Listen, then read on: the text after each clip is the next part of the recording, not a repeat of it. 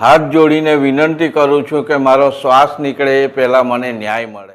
આજે 10 વર્ષથી હું કોર્ટના ચક્કર ખાઈ ખાઈને થાકી ગયો। મારા કેટલા જોડી ચપ્પલ ઘસાઈ ગયા પણ મને ન્યાય મળ્યો નથી। ધન્યવાદ આપવા પડે એ ભારત દેશની ન્યાય પ્રણાલિકાને। આજે હું કંટાળી ગયો છું આ પુરાવા રજૂ કરી।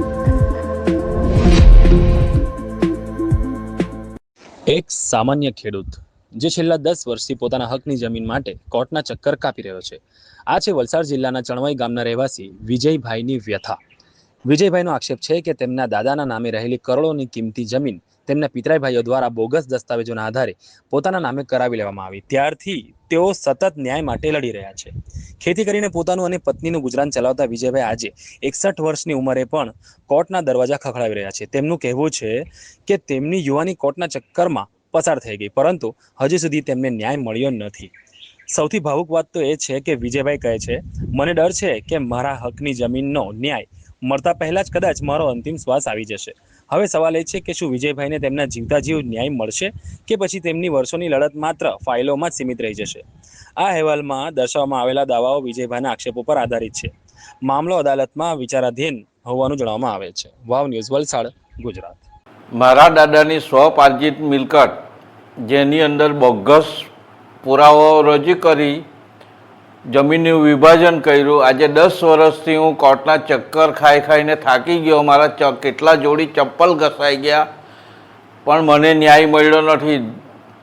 ધન્યવાદ આપવા પડે એ ભારત દેશની ન્યાય પ્રણાલિકાને। આજે હું કંટાળી ગયો છું આ પુરાવા રજૂ કરીને। મારું નામ વિજયકુમાર ગુણવંતરાય પટેલ છે। હું ચણવાઈનો રહેવાસી છું।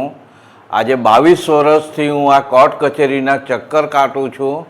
મારા પિતરાઈ બાપ કાકાએ મારા દાદાની સ્વપાર્જિત મિલકતની અંદર બોગસ પુરાવા ઊભા કરીને જમીન હડપ કરી ગયા। કેટલીક જમીન વેચી કાઢી।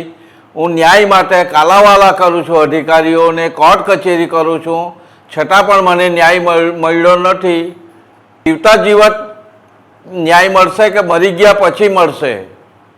છેલ્લા 10 વર્ષથી રાષ્ટ્રપતિ, પ્રાઇમ મિનિસ્ટર, મુખ્યમંત્રી, ગૃહ વિભાગ, મહેસૂલ વિભાગ, પોલીસ અધિક્ષક સાહેબ, પછી સ્થાનિક અધિકારીઓને વારંવાર લેખિતમાં રજિસ્ટર એડીથી રજૂઆત કરવા છતાં પણ અરજદારને ન્યાય મળ્યો નથી। હું ખેડૂત ખાતેદાર છું।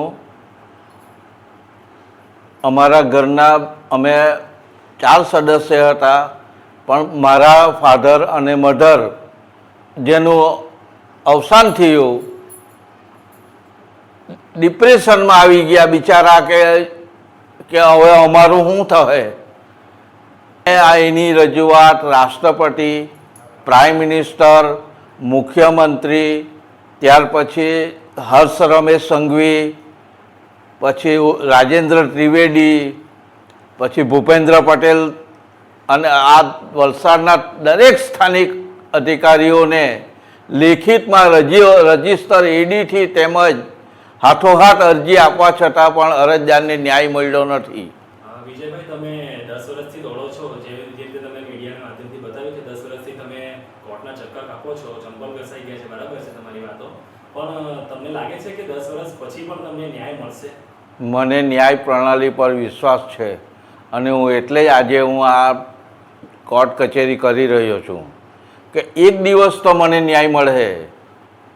એ આશાએ આજે મેં 10 વર્ષ તો કાઢ્યા છે, પણ મને એવું લાગે છે કે આ બાબતમાં અધિકારીઓ ધ્યાન કેન્દ્રિત કરે તો મારા માટે સારું છે।